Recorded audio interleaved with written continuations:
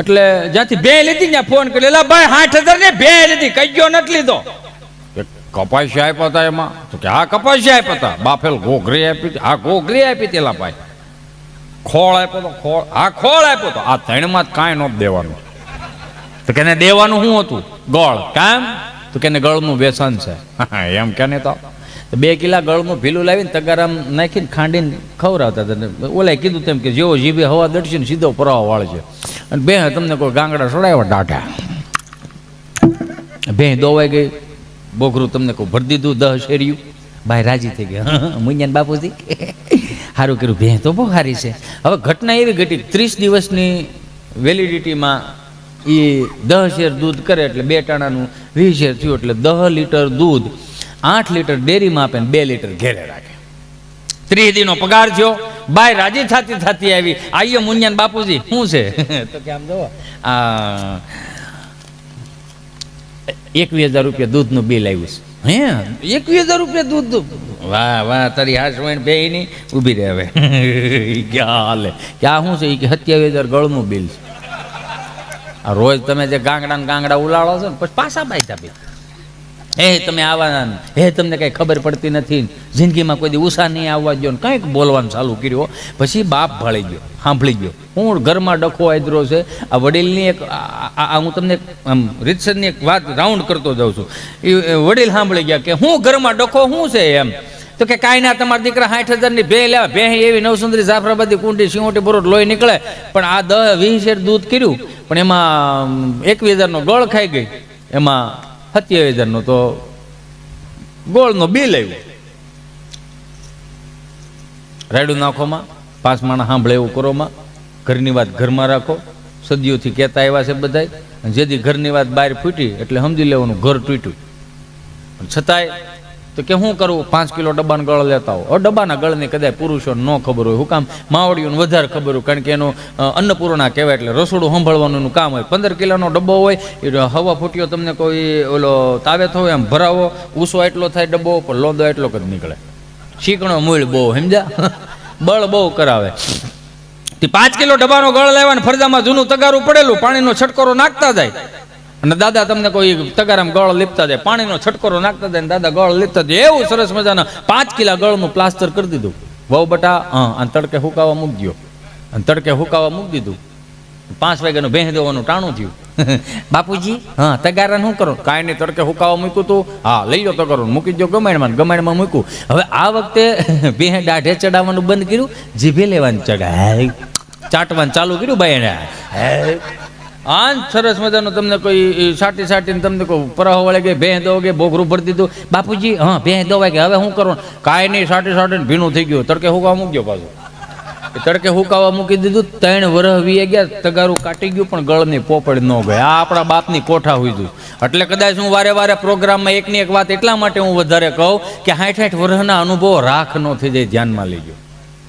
એની પાસે બેહતા શીખો, એને એના બાળપણની યાદો તાજી કરાવો. એને એમ કહો કે તમે એ વખતમાં હું તમે ખાતા હતા, કઈ રીતનું આવી રીતે બધું હાવ કાંઈ હતું જ નહીં, પણ છતાંય તમે કઈ રીતનું જીવન જીવી ગયા, એને એ તાજું કરાવો બધું. નથી એક બાપા મંદિરના હોટલે બેઠેલા, બીજા બાપાને કહે હરિદ્વાર જાવું છે? તો કે જાવું છે, પણ ખિસ્સા હોહરવા હાથ જાય, કરવું હું? તો કે પણ હાલને હું સૌ ને ભેગો, કોઠા હોય વાળા કેવા હતા એ, હું સૌ ભેગો આવું હોય થાય ને કરે, આપણે વિચારે એમાં હોય હું બીજા મથુરને સગનને કુરદીને લેવો લઈ લે ભેળા ને હાર્યા જાય. 5 ભાભલા તૈયાર થયા અને અમદાવાદથી હરિદ્વારની ટ્રેનમાં તમને હરિદ્વાર ઉતરતા હતા. તો આપણા બાપના જે અમુક આમ પહેરવે હતા ને અલગ પડતા હતા. એટલે ટિકિટ માસ્ટર કે હે દાદા, એક્સક્યુઝ મી, હેલો દાદા, અંકલ. કોણ? હું. હા તમે? હું ટિકિટ છે? ટિકિટ છે એમ કીધું ને. એટલે જે મેન હતા ને આ બધાને હાલો હરિદ્વાર નાવા આવવું હોય તો એને ખસકાવી દોડવા માંડ્યા. એટલે ટીટી માસ્તરને એમ કે આની પાસે ટિકિટ નથી, એટલે વાહે દોડ્યા. 1 નંબરનું પ્લેટફોર્મ, નંબર 2 નંબરનું પ્લેટફોર્મ, એવી રીતે 3-4 વખત ગુમરા માર્યા. હવે આ ગળના ભીલા ખાધા હોય, સમજ્યા? આ ઓલો પૂગી શકે આમ એરબેગું નીકળી ગઈ હોય, થોડો પૂગી શકે. હા એરબેગ જ કહેવાય ને, યુ નો. તેને ગુમરા મારવાનું. એટલે અંકલ અહીંયા આવો. શું? તો ટિકિટ છે કે નથી? એ શું કહેવાય? આ ખબર કે અમને અમદાવાદથી આપ્યું હતું તો કે આ ટિકિટ જ કહેવાય. હાલે લે આ ટિકિટ કહેવાય એમ ને? તો કે તમે દોડતા હતા હું કામ? આ ખબર કે મારી પાસે હતી, ઓલા શાર પાસે નહોતી, તું એમનો જાતો હતો ને એટલે મવડી લીધો.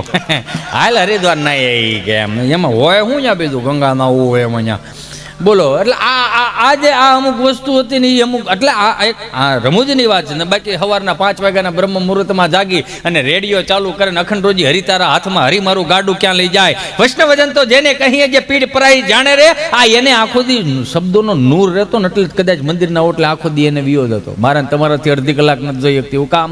કારણ કે આપણે કોઈ દી સવારમાં પ્રભાત્યું નથી સાંભળ્યું, આપણે કોઈ દી સવારમાં હનુમાન ચાલીસા નથી સાંભળી. આપણે હનુમાન ચાલીસાને તો એક સાઈડમાં મૂકો, પણ આપણે તો કોઈ દિવસ કરાગ્રે વસ્તી લક્ષ્મી ઈ નથી કર્યું. બસ કાનમાં કાળા ડીટીયા ભરાયો આખી રાત સુધી, પછી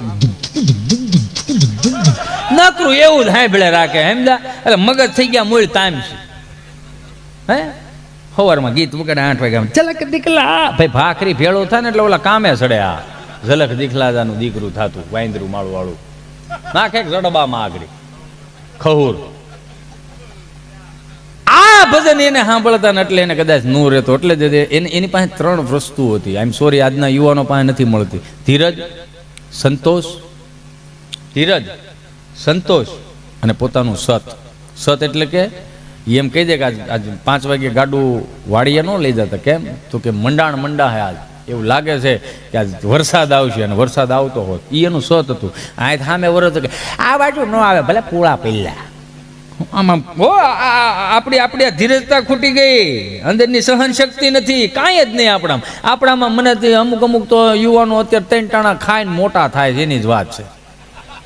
3 ટાણા ખાવા નથી. અમુક માવડી એમ કે અમારા છોકરાને તમે ઓસરીને કોઈ બેહારી રાખો તો આખો દી બેઠો જ રહે, તો એ વજન વધ્યો કહેવાય. ઘરમાં છોકરો એનો અવાજ તો આવવો જોઈએ કે નહીં? નથી માડી એક માડી બીજી માડીને પૂછતા હતા કે શું કરશો તું? તો કે આ જો ને બે છોકરા ખોયા મોટા કર્યા, આ ખોયામાં 2 છોકરા મોટા કર્યા તો થોડુંક જળી ગયું હતું ને તો હું નાકું હાંધું છું. તો બીજા માળીએ બહુ સરસ મજાનો જવાબ આપ્યો કે 2 છોકરામાં મોટા કર્યા? તો કે હા. આ ખોયામાં મોટા કર્યા તે? તો કે હા. એક ખોયા તોડે એવો નો થયો? એકાદો તો ખોયા તોડે એવો ને ખોયા બારા નીકળે એવો તો થાવો તો એમ. એટલે કે પછી એને એમ જ કહેવું પડે ને ડીગી મારો દીકરો. અમુક માવડીઓને આમ ઓવર રિએક્ટ બહુ હોય, પાવર બહુ હોય. આપણે 8 વાગે ટિફિનનું ડબલું લઈને વી ઘરે બેડોલ દબાવી દરવાજો ખુલે હામાં જ ઊભા હોય. આવી ગયા? હા આવી ગયો. મારે તમને એક સરપ્રાઈઝ અને એક સરસ મજાની વાત કરવી છે. ઉમરામાં ઊભા રહીને કરશું આપણે આ બધી વાતો? અંદર નહીં આવવા દે? નહીં, મારે અહીંયા જ વાત કરવી છે. શું છે બોલ? આપણું ચિંટુ છે ને, હા આપણું ચિંટુ દર્શન, આપણું ચિંટુ છે ને, આપણો ચિંટુ આજે પપ્પા બોલ્યો તો માણાના પેટનો છે ન બોલે? હે ભાઈ, યાદ ને કાલ બોલતા ન શીખે, એમાં ઓવર રિએક્ટ નો. તો પણ તમારો દીકરો કે દીકરી શિવ મંદિરે જળ ચડાવતો થઈ જાય, માં ખોડિયારની ચાલીસા બોલતો થઈ જાય, તમારો દીકરો કે દીકરી એ ભાગવત સપ્તાહમાં બેહતો થઈ જાય, તમારો દીકરો કે દીકરી એ માવતરના અડધા બોલ આખા પાડતો થઈ જાય, પગ ચાપતો થઈ જાય, તેથી ઓવર રિએક્ટ કરજો કે શીખવાડ્યું નહોતું ને આવ્યું ક્યાંથી આ મારો ચિંટુ નથી. અમુક માવડી અમારા ચિંટુને તમે ગમે તેવો મોબાઈલ આપો ને બોલો ગેમ ડાઉનલોડ કરે, બોલો એટલો પાવરફુલ માઇન્ડ છે એનું. મેં તો ધીરજ રાખની બેન 30-32 વર્ષનો થવા દે કે કેમ? તો તમને આખા ઘરને ડિલેટ ન મારી દે, સંભાળી ગયા આપણને. હું છે પણ એટલું બધું યાર નથી તમારે એને. મને એક વસ્તુ તો કોક સમજાવો.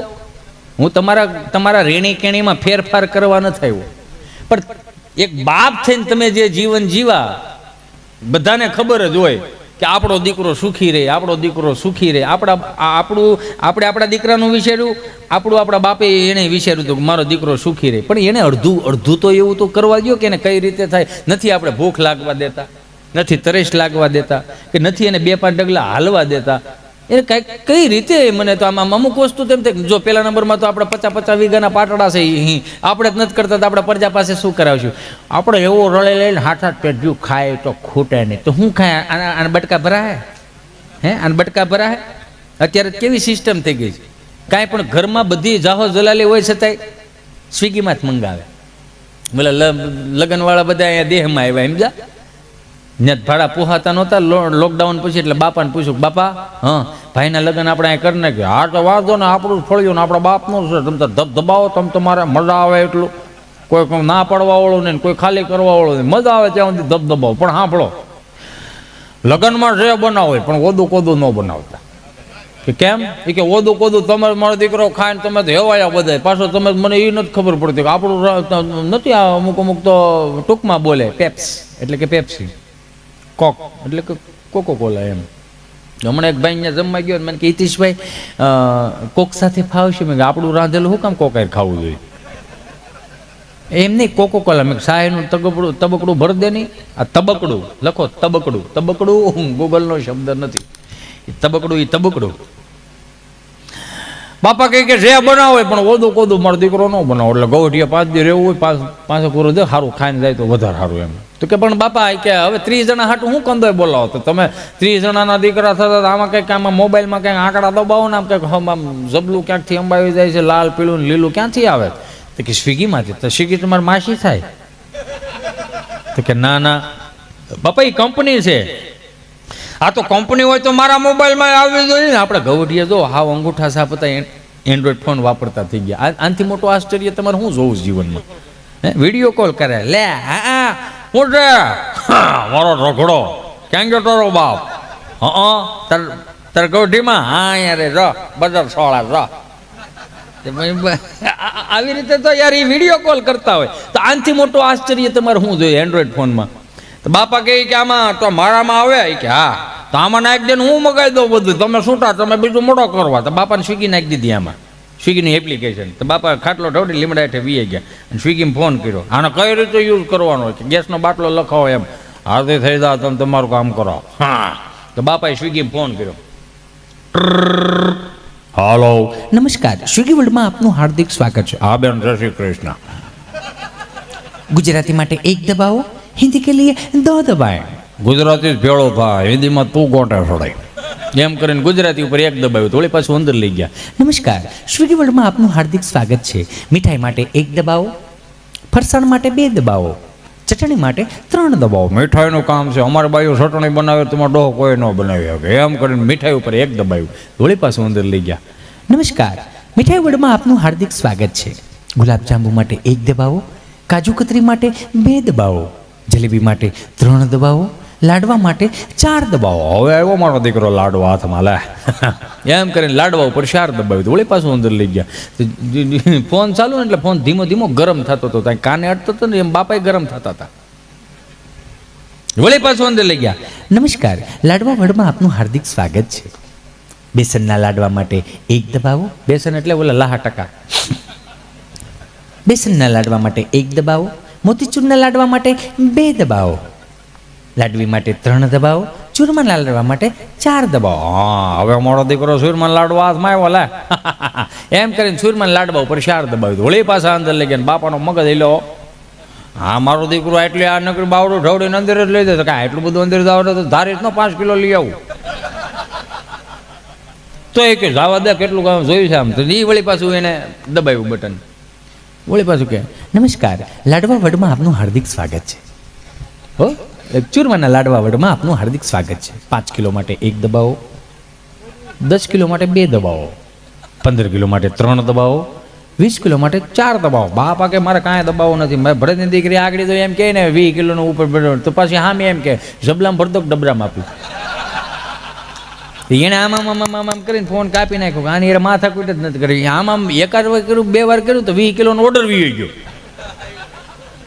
તો ઘડી છૂટ ત્યાંથી પાછો 5 મિનિટ પછી ફોન આવ્યો. હાલો, નમસ્કાર, સ્વિગી વર્લ્ડમાં આપનું હાર્દિક સ્વાગત છે. હા, એક બેન તો આગળ સ્વાગત કરીને ગઈ, અધૂરું. બોલો શું હતું? અંકલ, આ નંબર ઉપરથી 20 કિલો ચૂરમાના લાડવાનો ઓર્ડર આવેલો હતો. આપણે એડ્રેસ કન્ફર્મ કરાવો તો 20 કિલો ચૂરમાના લાડવા તમારે હોમ ડિલિવરી થઈ જાય. પણ લખાવ્યા છે કોણે? અંકલ, આ નંબર ઉપરથી જ આવ્યા.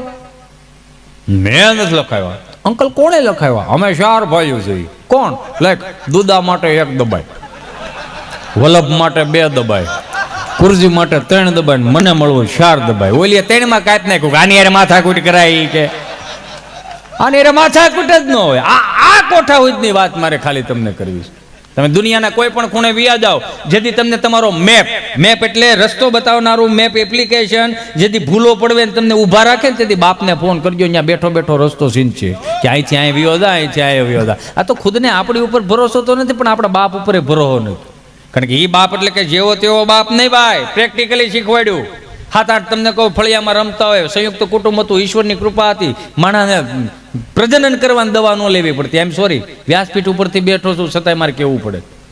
માણસ થઈને ત્યારે એ વખતમાં ખોરા ખારા હતા, અને અત્યારે ખબર નહીં કઈ પ્રકારના ખોરા થઈ ગયા. માણસના પેટેથી જન્મ લીધો છે છતાંય આવનારી પેઢીઓને દવાથી મોટી કરવાની. કઈ રીતનું આ બધું, આ કેમ આ બધું થતું જાય?